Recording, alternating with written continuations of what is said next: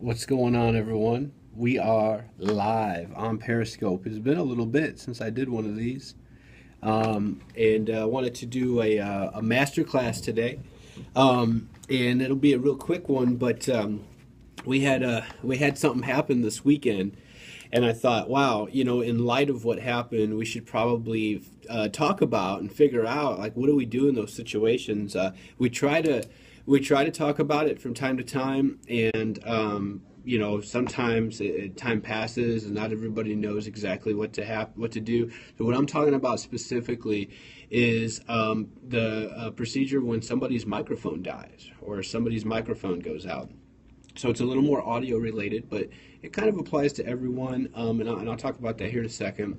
But I thought this was kind of a neat topic since the message series that we're currently in is what to do when you don't know what to do. So how appropriate, we're going to talk about what to do when somebody's microphone stops working. So specifically, I want to talk about when a communicator's mic stops working. So that could be a pastor, it could be a host, it could be somebody that's teaching from the platform. And there's a lot of different things that happen in those moments, and a lot of things happen really quickly. So, this weekend we went to unmute one of our pastors at the beginning of service, and there was nothing. And then the pastor was handed a mic by one of the band members, and still nothing. So finally, the pastor went to go and get what we call a host mic, which is a handheld mic. It's basically a backup mic whenever the pastor is using an ear set mic. They went to grab that, and then it worked. And so I want to just clarify real quick. In audio, when somebody's talking, like during communion or during like a greeting, oftentimes we will have the rest of the band microphones muted. And the reason why we mute the vocalist microphones is so there's no chance of feedback happening. Also, too, if somebody happens to accidentally brush their microphone up against a piece of clothing or even their hand, you don't have noise. We just want to create a distraction-free environment. So one of the ways we do that is we close channels that aren't being used. So if they're not singing and there's somebody else out there that's doing a greeting, we're going to go ahead and close those channels. So if somebody goes to grab a microphone from a band member, we may not have the audio console recalled at the time to have that microphone open. And that's what happened with Pastor this weekend, Pastor Jacob, is what happened to. So what do we do?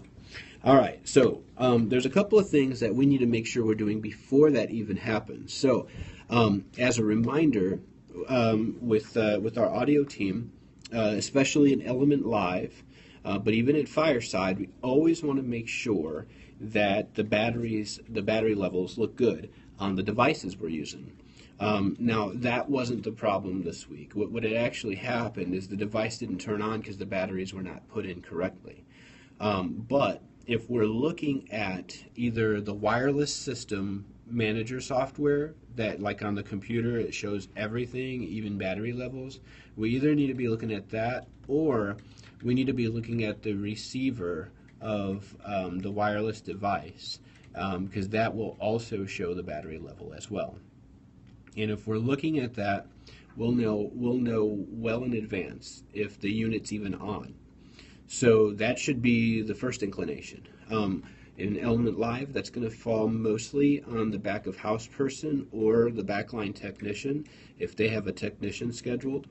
In Fireside, that can be the battery level can be looked at from front of house if the front of house operator is using the wireless system software, or the platform manager can monitor that by looking at the actual receivers backstage in the equipment room.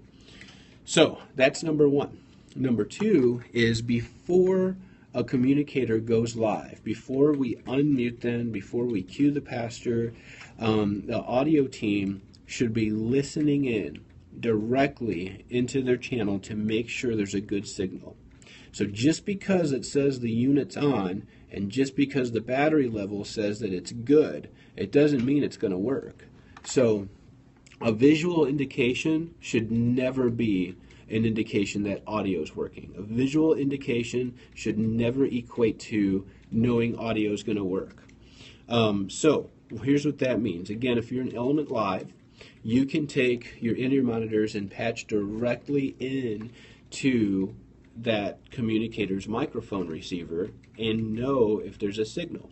All of our packs, for the most part, with the exception of some of our kid venues, all of our packs are programmed where the mute switch is not operable at the top. And we do that on purpose so that we can continuously monitor if there's a good signal coming in on the pack. So back of house can patch directly into the receiver and listen in. Okay, signal's good. Front of house can do the same thing by using the PAFL option on the Allen and Heath consoles, both in Fireside and Live. So you cue it up, you hit PAFL, put your ears in, turn the volume up, and you can hear it. Even if the communicator's not talking yet, you can still hear room noise and know that it's a good signal. If you hear static or if you hear nothing, then obviously we have a problem, and we need to know that before the pastor or the communicator goes live. Okay? So that leads to the next thing. What happens if there's a problem? What do you do if you find out there's a problem, or you didn't get a chance to check and they go live and there's nothing, no microphone, it doesn't work? The next best thing is to grab a backup microphone. So in Element Live, we have what's called a host microphone. It's a handheld microphone, wireless, and that is a microphone that can be grabbed to use if the communicator's earset microphone goes out. I believe we also have a backup microphone hidden somewhere too. We rarely use it because almost everybody in Element Live is on an earset microphone. And in Fireside, we have a host microphone, and we also have a backup microphone. And so the backup microphone is usually kept backstage, and the host microphone is usually kept on the side of the platform over by the stairs, and that's in both auditoriums. So if a person's mic goes out, they need to go for that handheld microphone. So as a side note, anytime a pastor is about to go live, or a communicator, a host, whoever it is, a platform manager should always be on standby.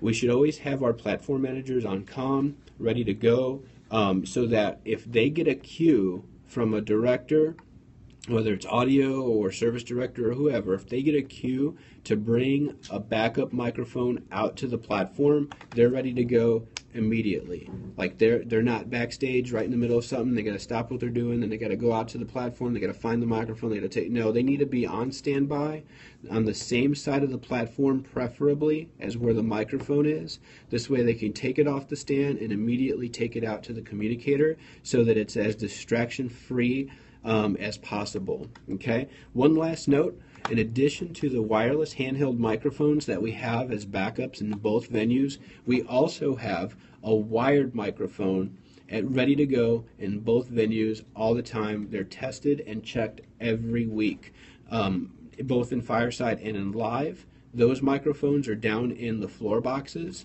and even in our other venues, Growth Track Room, all the kids' rooms, every one of them has a wired microphone that's wired up and it's ready to go.